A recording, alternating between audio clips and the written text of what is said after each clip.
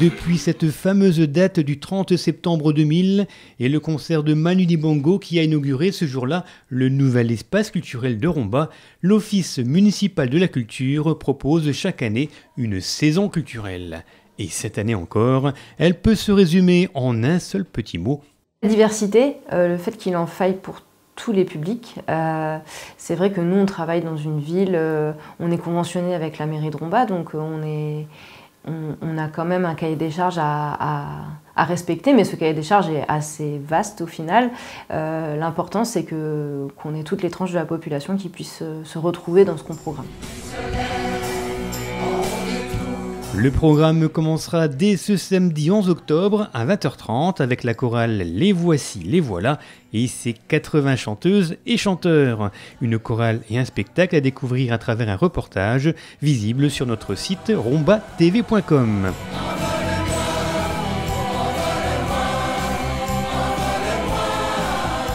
On enchaînera le vendredi 17 octobre avec une soirée 100% rock, Cachemire en tête d'affiche et le groupe local Naoui en première partie. Juste une seconde, Alfred, ça va ou quoi?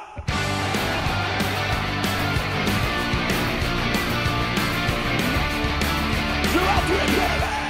Cachemire, effectivement, c'est un groupe de rock qui a la particularité de chanter en français. C'est vraiment très énergique sur scène, c'est vraiment un groupe à voir en live. Là, c'est le 4e album qui sort. Il sort l'album une semaine juste avant la date à Romba. On se dit que ça va être fantastique sur scène et on avait envie de tester, quoi.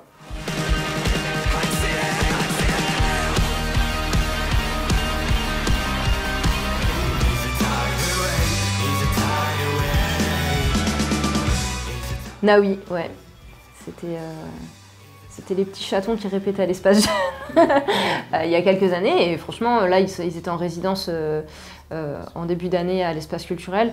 Et ils ont énormément progressé. C'est extrêmement bien ce qu'ils font. C'est extrêmement propre et vraiment pro. Et donc voilà, c'était l'opportunité aussi de concrétiser un travail qui date de plusieurs années avec eux en ce qui me concerne. Mais c'est aussi à nous d'accompagner ce genre de groupe Made in Romba.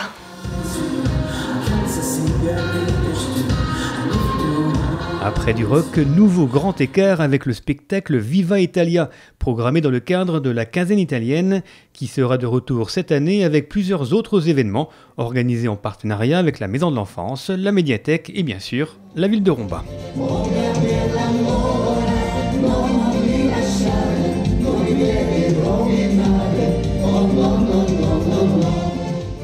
De l'Italie à l'humour, il n'y a qu'un pas, avec 2 dates cette saison. 2 femmes, 2 humoristes qui commencent sérieusement à faire parler d'elles, Fanny Rué et Laura Calu. Donc bref, le spectacle, il est prêt, je l'aime trop, là je l'ai joué 3 mois à Paris, c'était super, j'ai trop hâte de vous le montrer. Ça s'appelle On disait qu'on faisait la fête, et ça parle de devenir adulte en n'ayant pourtant aucune idée de ce qu'on fait. Aujourd'hui, si on fait encore des gosses, c'est pas parce qu'on les aime, c'est pas parce qu'on en a envie. Mais non, arrête, ils vont crever dans 30 ans avec le réchauffement climatique. Ils seront comme ça dans la lave, tu sais. Maman. Mais non. Place ensuite à de la magie avec le spectacle d'Adrien Wild. Un spectacle à voir en famille pour cette fin d'année. Une première à l'espace culturel. C'est vraiment de la magie type grande illusion, quoi. C'est vraiment les tours de magie comme on les connaissait quand nous on était petits, mais qui revisitent un peu à la sauce actuelle, quoi.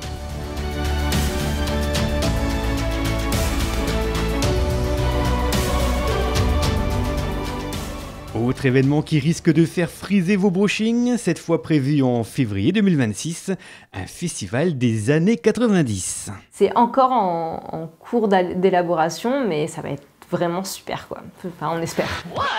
L'axe premier qu'on essayait de développer, c'était des films, parce que c'est une décennie au niveau de la production cinématographique qui est juste incroyable. C'est un honneur.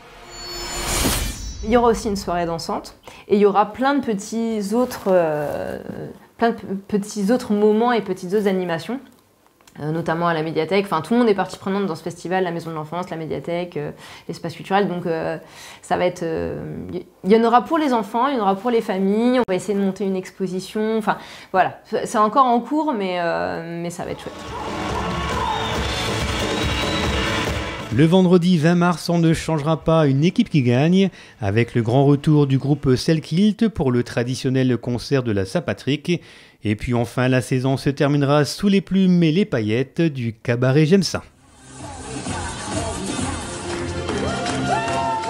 8 concerts et spectacles seront donc programmés par l'Office municipal de la culture, mais l'espace culturel vivra également au rythme d'autres événements, expositions, thé dansant, cours de danse, concerts de l'harmonie municipale La Concordia ou projections de films.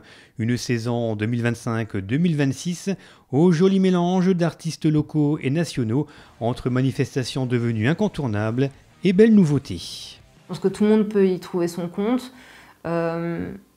C'est une saison qui est accessible en termes de tarifs, donc même si on ne connaît pas forcément les artistes, c'est pas si cher de venir les découvrir à l'espace culturel. Surtout qu'on a un équipement qui est quand même assez agréable pour venir découvrir des spectacles qui soient debout ou assis. C'est vrai qu'on nous fait souvent cette remarque, c'est quand même encore une salle à taille humaine où il y a une belle proximité avec les artistes, où c'est assez confortable. Donc ouais, je pense que ça va être une belle saison. Face à une concurrence de plus en plus importante et à une augmentation des coûts de production, l'espace culturel a su s'adapter depuis les années 2000. L'équipe a su prendre des risques mesurés pour programmer une saison équilibrée, étonnante mais aussi rassurante, calme ou rock'n'roll, décalée ou traditionnelle, une saison à consommer sans trop de modération.